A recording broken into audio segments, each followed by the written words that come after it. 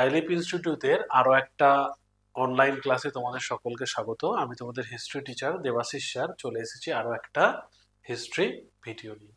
আমরা এই ভিডিওতে দেখব এমন কিছু পার্সোনালিটি এবং তাদের মানে তারা যে নামে পরিচিত তাদের পেন নেমগুলো বা ছদ্মনাম, হ্যাঁ, যেগুলো হিস্ট্রির ক্ষেত্রে এমন কিছু কিছু নাম পাই আমরা বিখ্যাত বিখ্যাত চরিত্রের সঙ্গে জড়িত, ঠিক আছে, যেগুলো কিন্তু আমাদের হিস্ট্রিতে বারবার যে কোনো কম্পিটিটিভ এক্সামে এই প্রশ্নগুলো কিন্তু তোমাদের ফেস করতে হয়।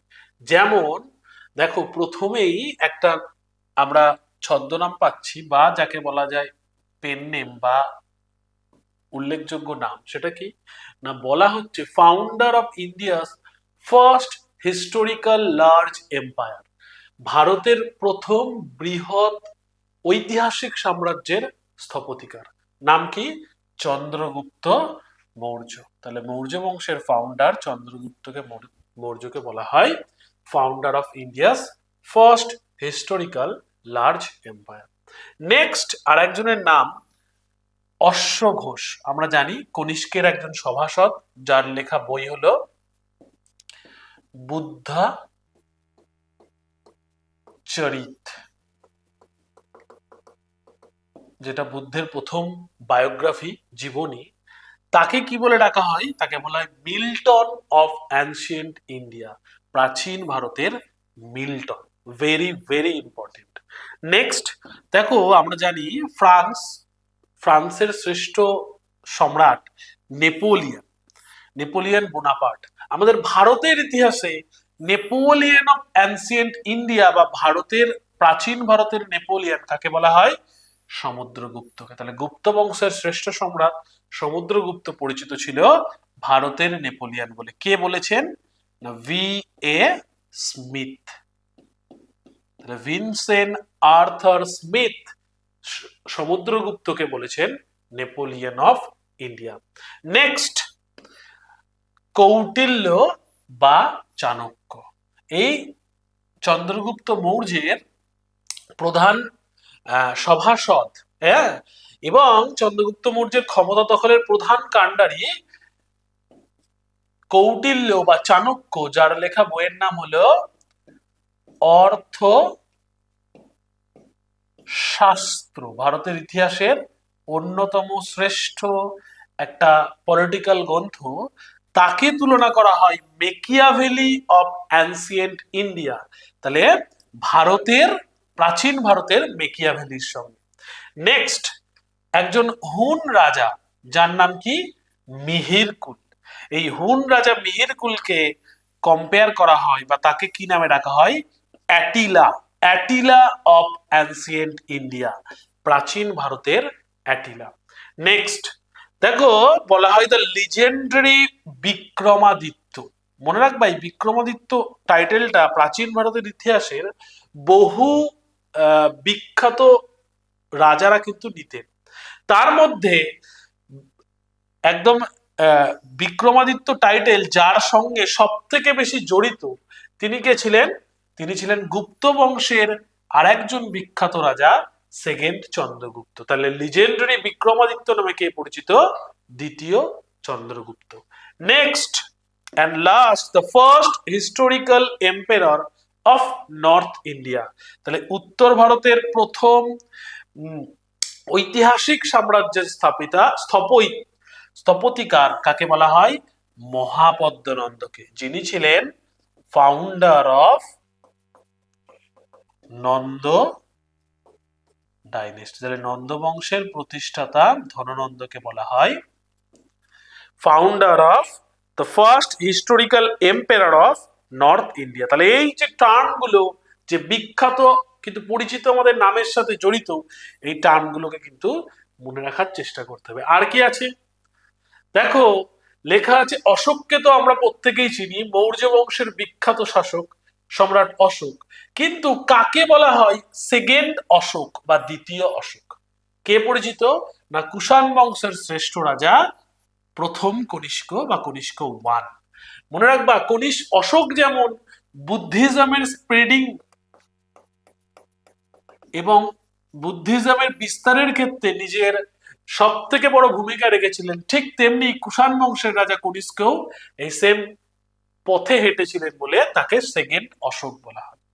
নেক্সট দেখো, খুব important line, first religious teacher of mankind, মানব জাতির প্রথম ধর্মগুরু কাকে বলা হয়? অশোককে।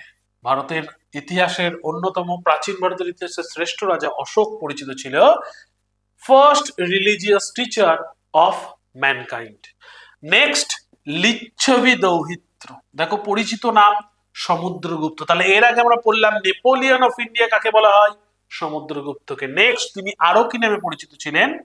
লিচ্ছবি দৌহিত্র নামে। নেক্সট খুব ইম্পর্টেন্ট, এই প্রশ্নটা বহু পরীক্ষায় দেয়, সকলোত্তর পথনাথ।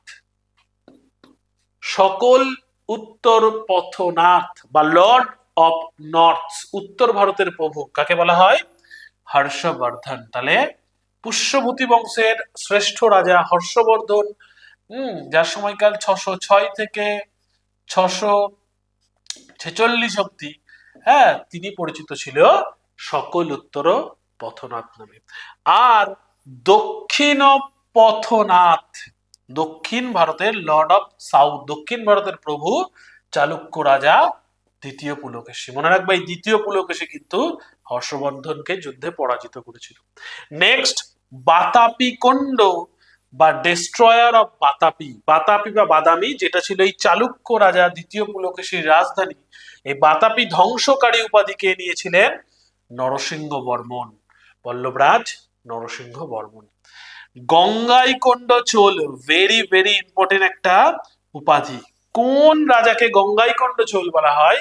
না, চোল বংশের শ্রেষ্ঠ রাজা, যার ছবি দেওয়া আছে, রাজেন্দ্র চোলকে। মনে রাখবে এই গঙ্গাইকোন্ড চোল উপাধি নিয়েছিলেন তিনি পাল রাজা মহিপাল ওয়ান বা প্রথম মহিপালকে যুদ্ধে পরাজিত করে। আর এটা জানো হেডলেস মূর্তি অফ কনিষ্ক। চলো লাস্ট আর কিছু নাম দেখেই আমরা আজকের পড়াটা শেষ করব, যেখানে আমরা দেখব যে কি বলা হচ্ছে না, একটু আগে আমরা পাল বংশের কথা বললাম এবং এই বললাম যে রাজেন্দ্র চোল পরাজিত করেছিল বাংলার পাল রাজা প্রথম মহিপালকে, এবং কি উপাধি নিয়েছিল? গঙ্গাইকোন্ড চোল। মনে রাখবে এই প্রথম মহিপালকেই বলা হয় the second founder of Pala empire, Pala সাম্রাজ্যের দ্বিতীয় প্রতিষ্ঠাতা।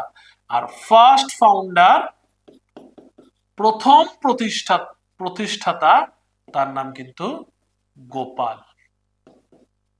আচ্ছা চলো, second the sovereign ruler of ancient Bengal, প্রাচীন বাংলার সার্বভৌম রাজা, প্রথম সার্বভৌম রাজা কেউ নন, Shashanka. Next prince of traveller, পর্যটকদের যুবরাজ, হিউয়েন সাং। মনে রাখবা কার আমলে তিনি ভারতে এসেছেন?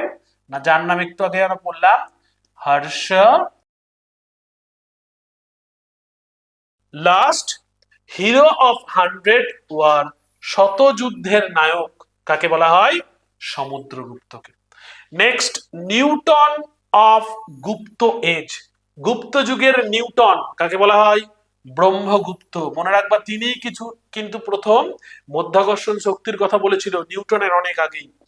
আর লাস্ট এন্ড ফাইনাল শাক্য সিংহ, অর্থাৎ এই শাক্য ক্ল্যানে কিন্তু তার জন্ম বলে তাকে বলা হয় Shakya Simha and the light of Asia. কে পরিচিত? না, গৌতম বুদ্ধ। এই হয়ে গেল আমাদের হিস্ট্রিতে ছোট ছোট যে পার্ট এবং তাদের বিখ্যাত বিখ্যাত নাম। আরো এরকম ছোট ছোট ভিডিও দেখার জন্য চ্যানেলটাকে সাবস্ক্রাইব করে রেখো। প্রত্যেককে ধন্যবাদ।